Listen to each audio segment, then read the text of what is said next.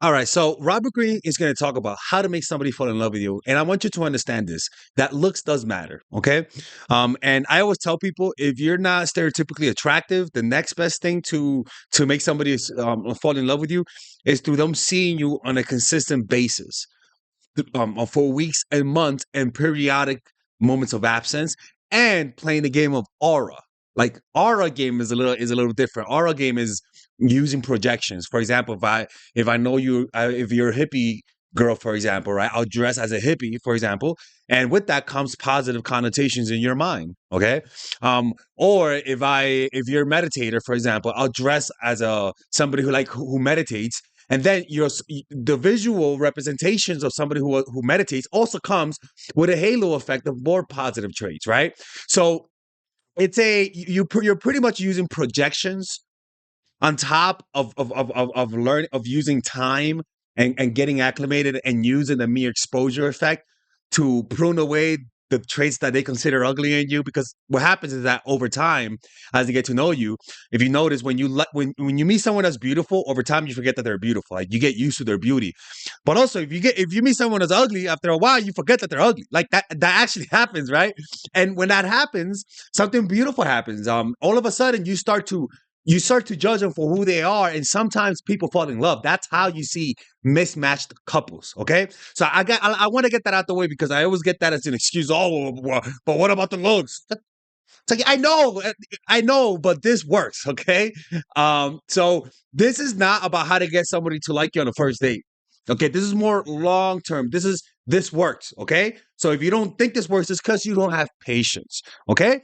And if you guys want to work with me one on one, go to myfoottraction.org. Check out, support me on Patreon if you guys want more content. Let's start with Robert Greene. One of the laws is, I think, the most important. It's basically make people dependent on you. You don't want to appeal to people's love, to the fact that they like you. You want to appeal to the fact that they need you. Because if they love you, love is a very tenuous emotion. In fact, it doesn't work very well in the work situation. It causes all kinds of problems. They'll get rid of you tomorrow, even though they like you. But if they need you, it's like pulling out all of these roots of a plant to get rid of you. It's going to cause all kinds of damage all over the place. They need you and they can't get rid of you. So you need to make sure that your position in a company, in life in general, you're the only person who can do that.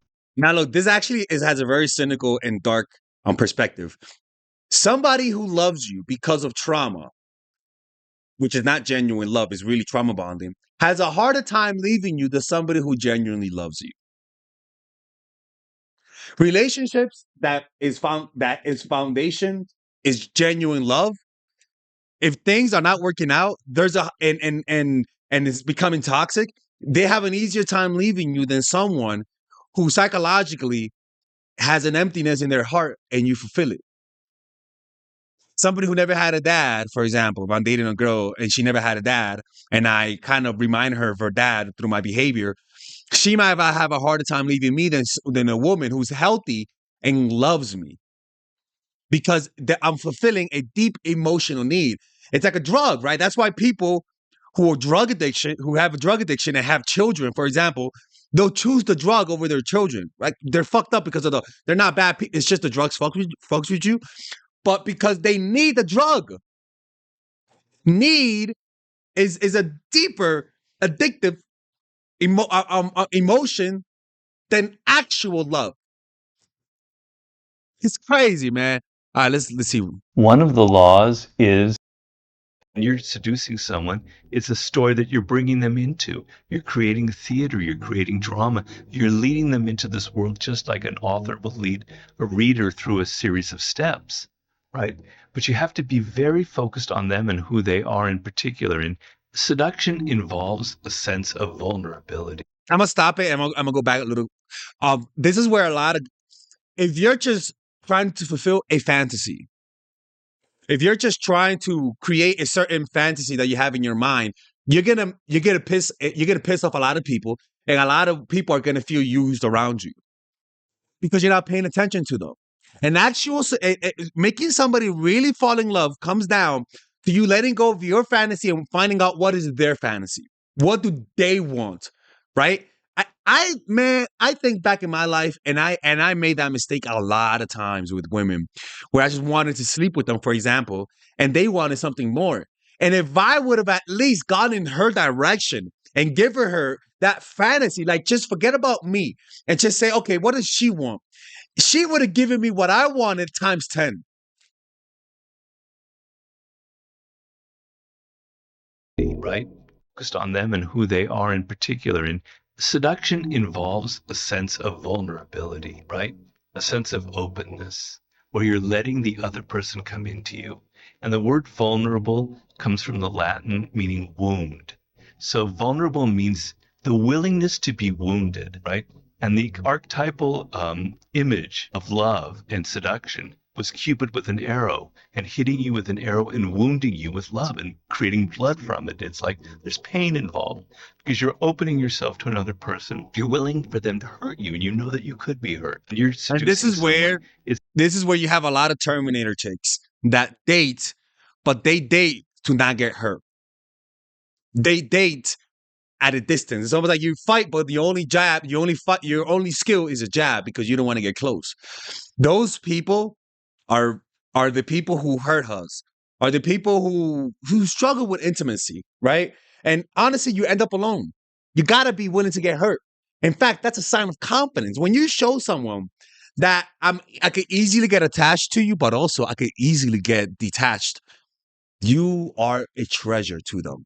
The capacity to be able to love someone, but also equally pull away at the sight of things not going right is extremely, extremely seductive. Humans nowadays, we're too into words. We just talk and talk and talk and talk and talk. And a classic thing in the seduction realm will be a man or a woman saying, I love you. Like, when will they say, I love you? Is a big deal. And all I try and tell in the book is that's not the language of love. That's not the language of seduction. It's something nonverbal. You have to learn this new language of seduction. It has nothing to do with words. It's in your body language. It's in your actions. When the other person feels that you love them. Humans nowadays, we're too into words. We just talk and talk and talk and talk and talk. And a classic thing in the seduction realm.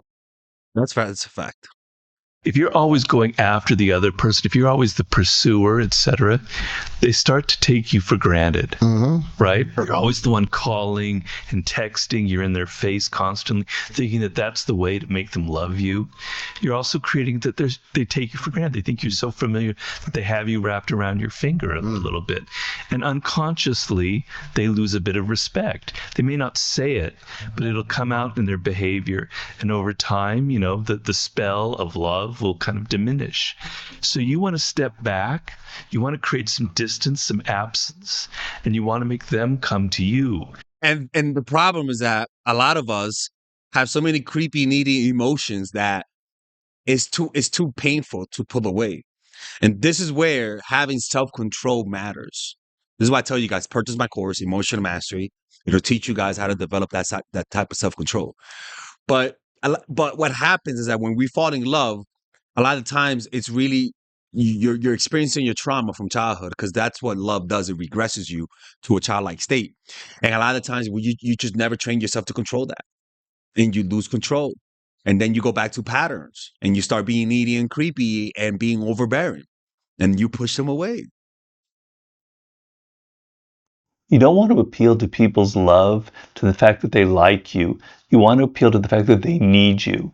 Because if they love you, like if I were to try and seduce Connie, right, I would figure out what makes you different, what makes you unique, what you love in life that nobody else is giving you. Things from your childhood, things that make you excited, that you love, certain colors, certain. I'm gonna stop this right now. Listen, you'd be surprised. You guys hear this and you're like, "Oh, what the fuck does that mean? I just want what I want."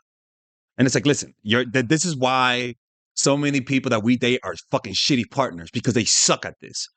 So many women don't even pay attention to half of the shit that you say once they like you. All they're thinking about is how good looking you are, and they don't really pay attention to you. And we all secretly resent that.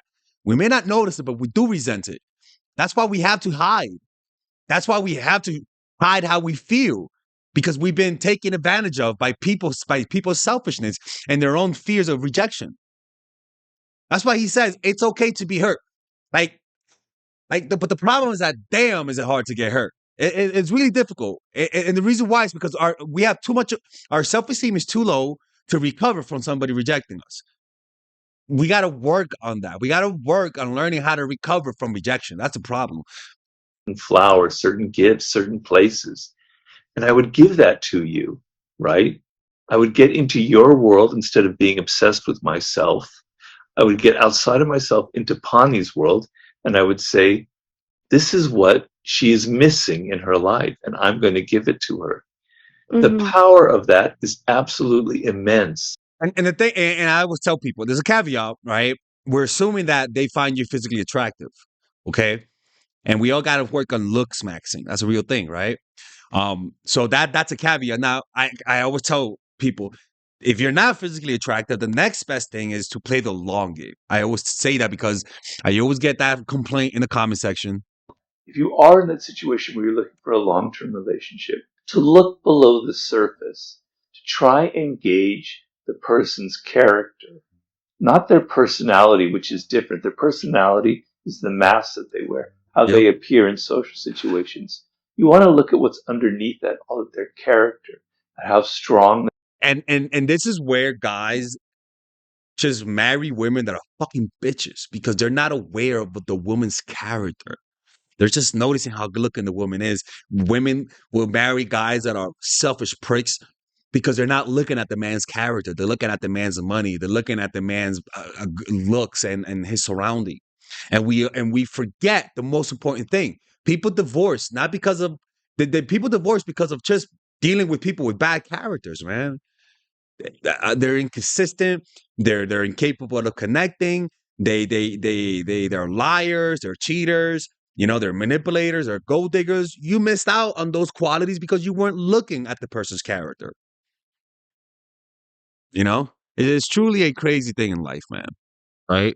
Let's You continue. don't have to be good looking to seduce. That's a myth. Some of the greatest seducers, male and female, were not good looking at all. It's about psychology and it's about how you carry yourself. I mean, look at Brittany Renner, right? She's a 30-something-year-old woman manipulating younger guys. She's good looking, but come on, man. Let's be honest. She's not a fucking dime, okay? She has a bunch of kids. Like, I'm just gonna keep it real. There's better looking guys, better looking women that these guys can go after, okay? With less baggage. Because she's a fucking manipulator, narcissistic fuck, right? Samantha Lee's another example.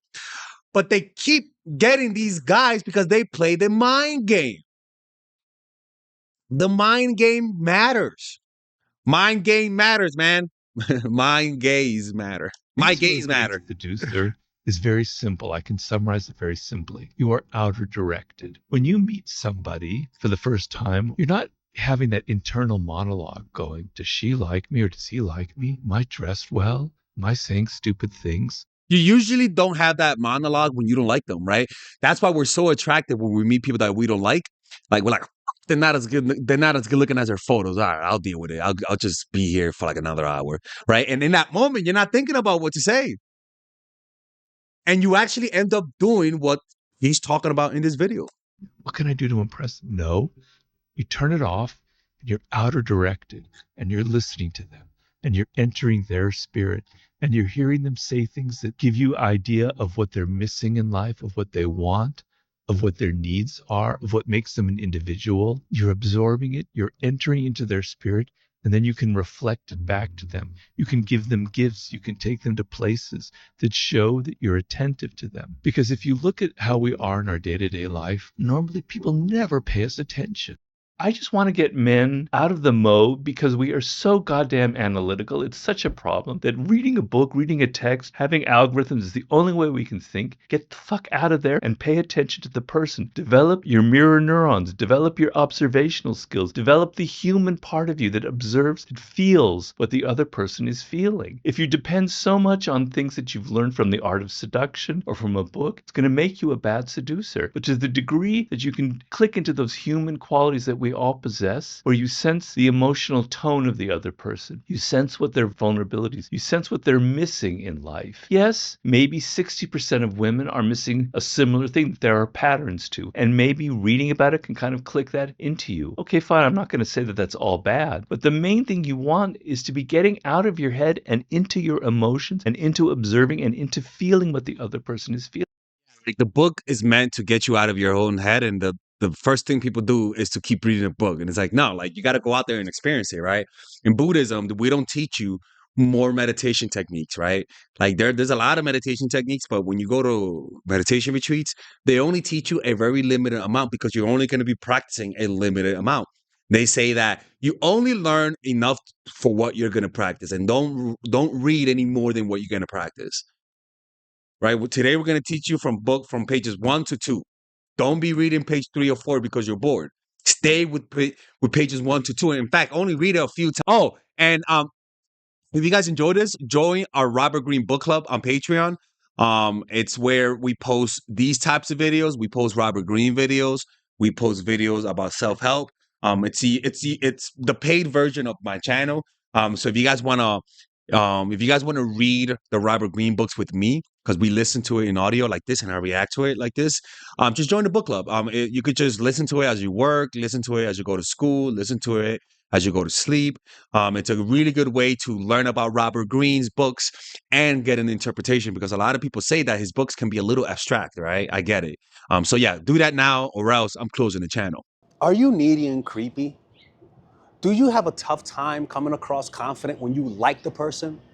A lot of the times you just don't know what to do. You have habits and patterns that whenever somebody triggers you, you completely forget what to do the right thing. Well, guess what? I have a course for that. And it's called The Psychological Game of Attraction, Natural Chemistry, and The Feminine Woman. What I call the fundamentals. All of those courses are meant to eradicate and exercise the needy, creepy parts in you through action. Meaning, you do what the videos say, and without a shadow of a doubt, you actually get the results. You'll notice that men call you back more. Men will want more relationships with you. They're gonna be the ones that are needy and creepy. They're gonna be the ones that want something. They're gonna be the ones that are the aggressors in trying to get a relationship out of you. But the problem is that a lot of people just watch 1 or 2 videos and completely forget that there's actually a system. Don't just watch one or two videos. Get the system either by purchasing all of them and get a discount or purchase them individually. Because a lot of the times just watching one video in isolation, you actually miss the big picture. You have to understand why it works. You have to understand what to do next. And a lot of times my videos just can't address that.